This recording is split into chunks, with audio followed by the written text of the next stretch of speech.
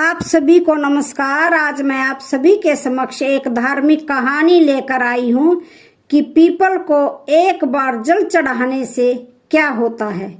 तो श्रवण करते हैं ये कहानी। पीपल को जल चढ़ाना बहुत ही महत्वपूर्ण होता है।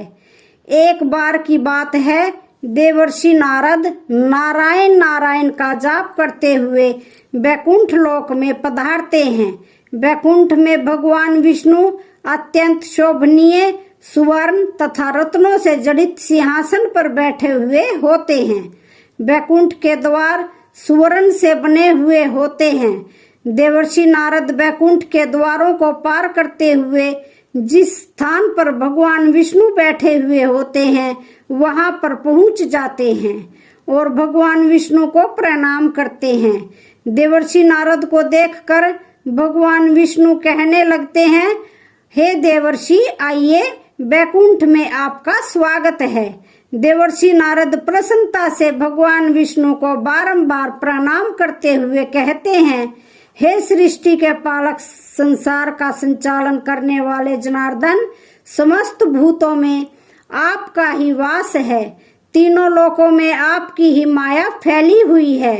आपके चरणों में कोटि कोटि नमन। भगवान विष्णु मुस्कुराते हुए कहते हैं, हे देवर्षि, आज आप दुविधा में दिखाई पड़ रहे हैं। अवश्य ही आपके मन में कोई शंका उत्पन्न हो रही है। अवश्य ही आप आज कोई समाचार लेकर आए हैं। देवर्षि नारद जी कहते हैं, हे प्रभु, आप तो सर्वज्ञाता हैं। तीनों लोकों में निवास करने वाले सभी प्राणियों के अंदर आपका ही वास है। आपसे कुछ भी छिपा हुआ नहीं है। प्रभु, मैं आज वैकुंठ किस कारण से आया हूँ यह भी आप भली भांति जानते हैं और यह भी जानते हैं कि मैं किस कारण से चिंतित हूँ। भगवान विष्णु कहते हैं, हे देवर्षि, मैं जानता हूँ कि आप चिंता में क्यों हैं और आपकी इस अवस्था को मैं समझता हूँ। आज आप जिस शंका को दूर करने के लिए आए हैं वह समस्त मानव जाति के कल्याण के लिए ही है। इसलिए आप निसंकोच होकर पूछिए। फिर देवर्षि नारद कहने लगते हैं, हे प्रभु, मैंने आज कुछ मनुष्यों को पीपल का वृक्ष तोड़ते हुए देखा है। वह वृक्ष बहुत पीड़ा में था और मनुष्य बिना सोचे समझे ही पीपल के वृक्ष को काट रहे थे। हे प्रभु, पीपल में तो आपका ही वास है। आप ही ने कहा है कि वृक्षों में आप अश्वत्थ हैं, और तो फिर मनुष्य ऐसा पाप क्यों करते हैं। मैं यह भी जानना चाहता हूँ कि पीपल के वृक्ष को जल देने से मनुष्य को कौन सा फल मिलता है और पीपल को जल कब देना चाहिए, किस दिन इसकी पूजा करनी चाहिए। भगवान विष्णु कहते हैं, हे देवर्षि, आप सत्य ही कहते हैं। पीपल के वृक्ष में मेरा ही वास होता है। पीपल के महत्व को बताने से पूर्व मैं आपको एक प्राचीन कथा सुनाता हूँ। इस कथा के माध्यम से आपको सभी प्रश्नों के उत्तर मिल जाएंगे। जो भी मनुष्य इस कथा को एक बार सुन लेता है उसके सारे पाप नष्ट हो जाते हैं। जो इसे बार बार सुनता है उसके सभी दुख दूर हो जाते हैं और उसे धन धान्य की प्राप्ति होती है। पीपल के महात्म्य की इस कथा का प्रचार जो कोई भी करता है उसे विष्णु लोक की प्राप्ति होती है। देवर्षि कहते हैं, हे प्रभु, इस कथा को सुनने की मेरी तीव्र इच्छा हो रही है। आप जल्दी से इस महान कथा को मुझे सुनाइए। मैं इसे ध्यान से पूरा सुनूंगा और इसका तीनों लोकों में प्रचार करूंगा। श्री हरि विष्णु जी कहते हैं, हे देवर्षि, प्राचीन काल में एक अत्यंत सुंदर नगरी थी जिसका नाम नंदलग्राम था। उस नगरी में शिव नाम के एक श्रेष्ठ ब्राह्मण रहा करते थे। वे सदैव ही धर्म के अनुष्ठान में लगे रहने वाले सभी पशु पक्षियों की सेवा करने वाले थे। उनके आश्रम में एक प्राचीन पीपल का वृक्ष था जिसकी वह ब्राह्मण नित्य पूजा किया करता था, नित्य उस पीपल के वृक्ष को जल दिया करता था। वह एकादशी का व्रत करके पीपल को जल देकर उसकी प्रदक्षिणा करता था। बाहर जाते समय वह रोज पीपल को नमस्कार किया करता था। इस प्रकार से उस ब्राह्मण ने उस पीपल के वृक्ष की पूजा करके बहुत सारा पुण्य अर्जित कर लिया था। फिर एक दिन एक भयानक राक्षस भोजन की तलाश में उस शिव ब्राह्मण के आश्रम पर आता है और इधर उधर देखने लगता है। तभी वह ब्राह्मण कुटिया से बाहर आकर देखता है तो एक विशाल काय राक्षस वहां पर खड़ा हुआ है। जैसे ही वह राक्षस उस ब्राह्मण को देखता है तो कहने लगता है, अरे वाह, आज तो बहुत ही सुंदर ताजा ताजा मांस खाने को मिलेगा। यह ब्राह्मण तो बहुत ही जवान, सुंदर और गुणवान दिखाई पड़ रहा है। अब मैं इसी को चबा डालता हूँ। उस राक्षस को देखकर वह ब्राह्मण बिल्कुल भी भयभीत नहीं होता है और उस राक्षस से कहने लगता है, हे राक्षस, इस गरीब की कुटिया में तुम्हारा स्वागत है। तुम बहुत भूखे दिखाई दे रहे हो, कहो तुम्हें भोजन में क्या दूं? ब्राह्मण के इस प्रकार के वचन सुनकर वह राक्षस आश्चर्य में पड़ जाता है और सोचने लगता है, बड़े आश्चर्य की बात है, यह ब्राह्मण मुझसे जरा भी भयभीत नहीं हुआ। यह अवश्य कोई बड़ा तपस्वी दिखाई पड़ रहा है।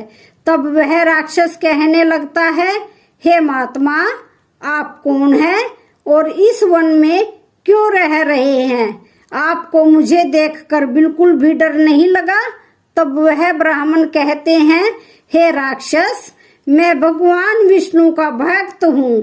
मुझे इस संसार में किसी भी चीज का कोई भय नहीं है। इसलिए तुम बताओ, तुम्हें क्या चाहिए?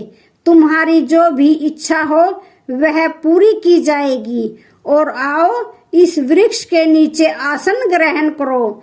तब वह राक्षस जैसे ही उस वृक्ष के नीचे चला जाता है तो उसका शरीर जलने लगता है और तुरंत ही उसकी मृत्यु हो जाती है और एक दिव्य मनुष्य उस राक्षस के शरीर से बाहर निकल आता है। उस मनुष्य को राक्षस की योनि से मुक्ति मिलती है। वह मनुष्य बड़ा ही प्रसन्न हो जाता है और उस ब्राह्मण से कहने लगता है, हे ब्राह्मण देवता, यह कैसा चमत्कार है? यह कौन सा वृक्ष है जिसके नीचे ठहरते ही मुझे मुक्ति मिल गई है? तब वह ब्राह्मण कहता है, हे महात्मा, यह पीपल का वृक्ष है। यह साक्षात भगवान विष्णु का ही रूप है।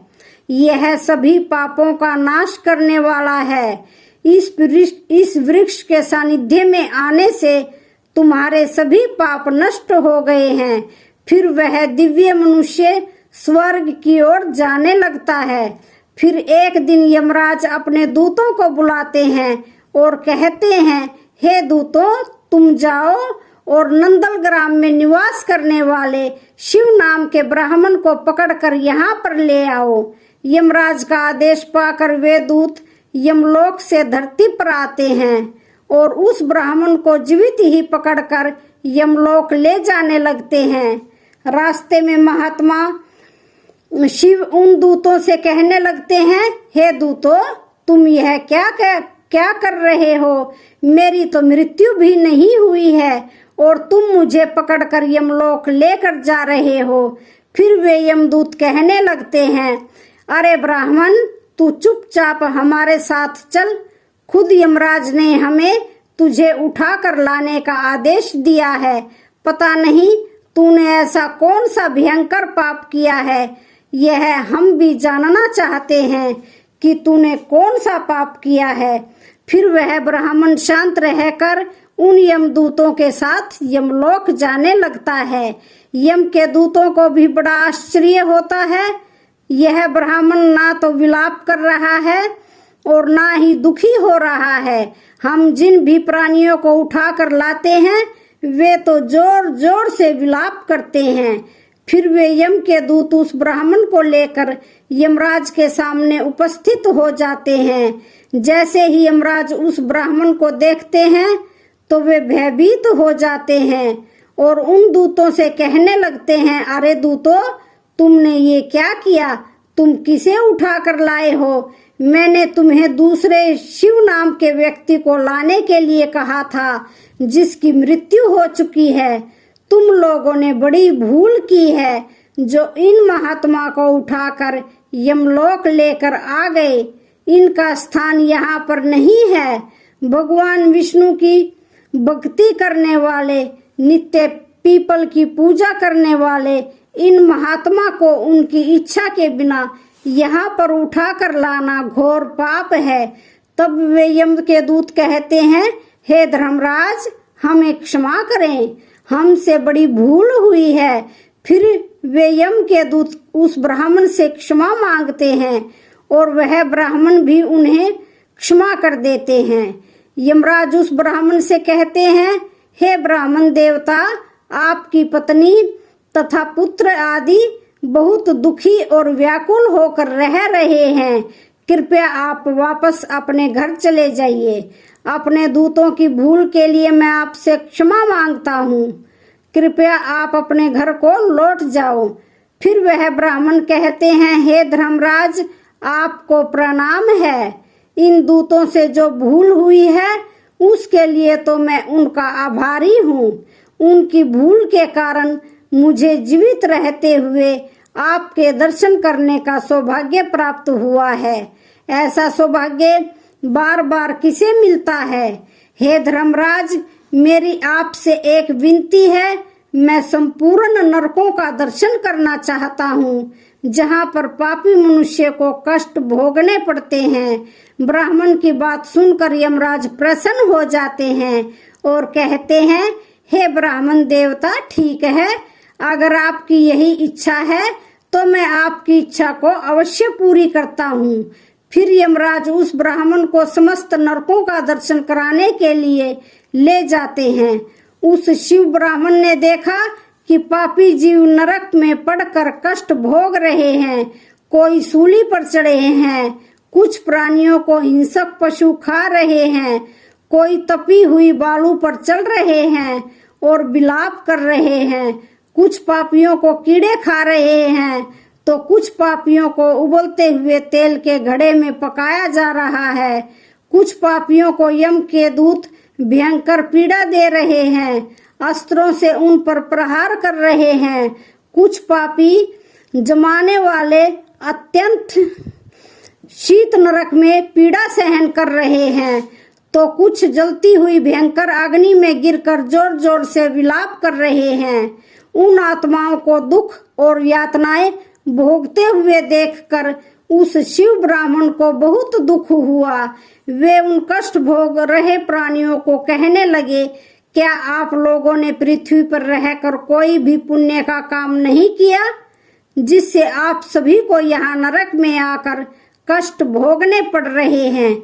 नरक में सजा भोग रहे उन प्राणियों ने कहा, हे ब्राह्मण, हम पापियों ने पृथ्वी पर कोई पुण्य नहीं किया था, इसी कारण से नरक में गिरकर सजा भुगत रहे हैं। हमने प्राय स्त्रियों से संबंध बनाए, दूसरों के घर में चोरी की है, निष्पाप पशुओं की हत्या की है, दूसरों पर झूठे आरोप लगाए हैं, अतिथियों का अनादर किया है, व्यभिचार किया है। ऐसे अनेक पापों के कारण हम सभी नरक की अग्नि में जल रहे हैं। हमने प्यासी गायों की बावड़ी को तोड़ा है, दान धर्म करने वाले लोगों को लूटा है। हमने कभी व्रत अनुष्ठान नहीं किए, अपनी स्त्रियों का त्याग कर दिया। हमने अपने दोस्तों के साथ छल किया है तथा झूठी गवाही देकर अनेक निष्पाप लोगों को फंसाया है। इन सभी घोर पापों के कारण हम नरक की सजा भुगत रहे हैं। फिर उस ब्राह्मण ने कहा, क्या आप लोगों ने कभी भगवान विष्णु का एक बार भी पूजन नहीं किया? इसी कारण से आप लोगों की ऐसी भयानक दशा हो गई है। जो मनुष्य पृथ्वी लोक पर रहकर भगवान विष्णु का पूजन करता है उसकी ऐसी दुर्गति कभी नहीं होती है, उन्हें मोक्ष मिल जाता है। आप लोगों ने कभी श्री हरि के चरणों में मस्तक नहीं झुकाया, इसी कारण आपको नरक की प्राप्ति हुई है। आप लोगों ने कभी पीपल को जल नहीं चढ़ाया, पीपल को जल चढ़ाने से जन्म जन्मों के पाप नष्ट होते हैं। फिर वे नारकीय जीव कहने लगते हैं, हे ब्राह्मण देवता, हमारा अंतकरण अपवित्र है, हम अपने पापों से भयंकर दुख भोग रहे हैं।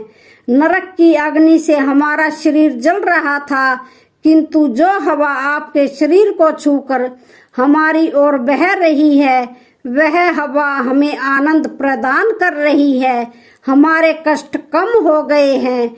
नरक की अग्नि से हमें कष्ट नहीं हो रहा है। हे धर्मात्मा, कृपया आप कुछ देर तक यहाँ पर ठहरे, जिससे हम लोगों को कुछ क्षणों के लिए सुख मिल सके। हम अनेक वर्षों से निरंतर कष्ट भोग रहे हैं, हमारा अंग अंग जल रहा था। हे ब्राह्मण देवता, आपके दर्शन करने से ही हमें संतोष हो रहा है। कृपया आप हम पापियों पर थोड़ी सी दया कीजिए। फिर यमराज कहते हैं, हे धर्मात्मा, अब आपने नरक देख लिया है, अब आप अपने घर को लौट जाइए। आपकी पत्नी शोक में डूबकर रो रही है। वह ब्राह्मण बोलता है, हे धर्मराज, इन प्राणियों को दुख में देखकर मैं कैसे चला जाऊं? इनकी दुख भरी आवाज मेरे कानों में पड़ती है तो मुझे बहुत दुख हो रहा है। आपके यमदूतों के द्वारा मार खाकर अग्नि की ज्वालाओं में गिरे हुए इन नारकीय जीवों की यह दयनीय पुकार सुनिए। इन जीवों के मुख से निकली हुई ध्वनि मुझे सुनाई दे रही है। हाय, मुझे बचाओ, मेरी रक्षा करो। मैं समस्त भूतों के विराजित भगवान विष्णु की आराधना करता हूँ। यदि मैं इन दुखी प्राणियों को दुर्लभ कर दूं तो मेरा जीवन व्यर्थ हो जाएगा। यमराज कहने लगते हैं, हे ब्राह्मण श्रेष्ठ, आपको इन पापियों की चिंता नहीं करनी चाहिए। यह सभी अपने कर्मों का फल भुगत रहे हैं। ईश्वर ने ही इनके लिए इस दंड का प्रावधान किया है ताकि इनकी आत्मा की शुद्धि हो सके। आप इनके लिए कुछ भी नहीं कर सकते। इन्हें नरक की सजा भुगतनी ही पड़ती है। लेकिन फिर भी वह ब्राह्मण नहीं माना और उसने उन नारकीय जीवों को मुक्ति दिलाने के लिए भगवान विष्णु से प्रार्थना करना शुरू कर दिया। वह ब्राह्मण भगवान विष्णु से प्रार्थना करते हुए कहने लगा, हे प्रभु, मैंने सच्चे मन से आपकी आराधना की है, हर क्षण आपके ही नाम का जप किया है। मैंने अपना संपूर्ण जीवन केवल आपकी भक्ति में ही समर्पित किया है। मैं अपना सारा पुण्य इन पापी आत्माओं को दे देता हूँ। आप इन्हें कष्ट से मुक्त कीजिए, इन्हें नरक की यातना से मुक्त कीजिए। हे कृष्ण, हे जगन्नाथ, हे विष्णु, यहाँ इस नरक में पड़े हुए यातनाओं को भोग रहे जीवों की रक्षा कीजिए। शिव ब्राह्मण के द्वारा इतना कहते ही उस नरक के जीवों को तुरंत कष्ट से मुक्ति मिल गई और सभी नरक को छोड़कर स्वर्ग में जाने लगे। सभी नरक के जीव कहने लगे, हे ब्राह्मण, आपकी सदा जय हो। आपकी कृपा से हम पापियों को मुक्ति मिली है। इस प्रकार से गुणगान करते हुए वे सभी नरक के प्राणी स्वर्ग की ओर जाने लगे। किंतु उनमें से कुछ जीव अभी भी उस नरक में ही कष्ट भोगने लगे, क्योंकि उनको मुक्ति नहीं मिली। इस अद्भुत चमत्कार को देखकर यमराज आश्चर्य में पड़ गए। यमराज सोचने लगे, यह तो असंभव है। कौन से पुण्य के प्रभाव से इस ब्राह्मण ने इन नरक के प्राणियों को मुक्ति दिलाई है? फिर उस स्थान पर भगवान विष्णु प्रकट होते हैं। वह ब्राह्मण और यमराज भगवान विष्णु को नमस्कार करते हैं।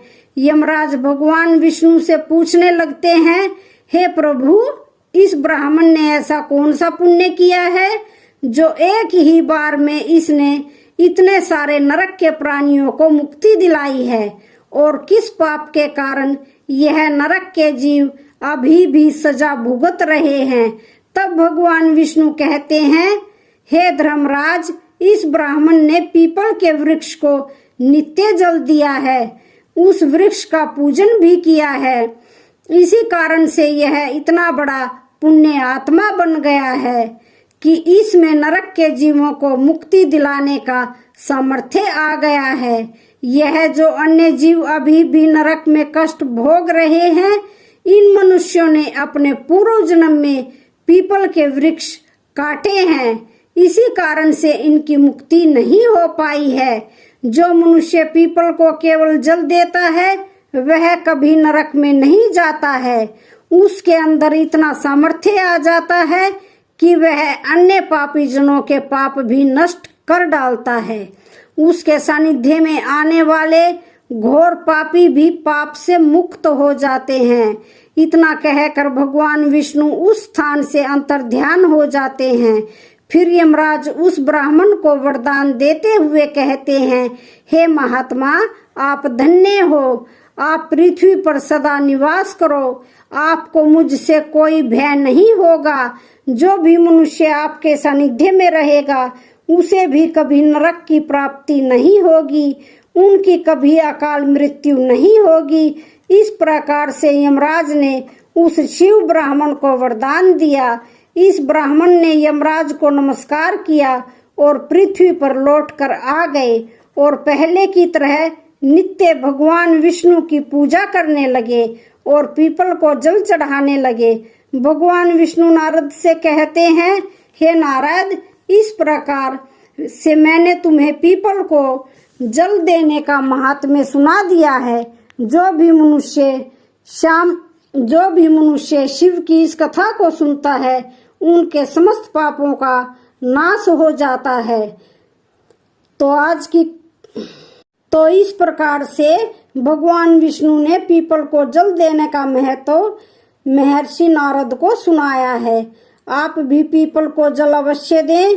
शनिवार को पीपल के नीचे सरसों के तेल का दीपक अपने पितरों के लिए अवश्य जलाएं और प्रत्येक एकादशी के दिन पीपल को जल देकर उसकी प्रदक्षिणा करें।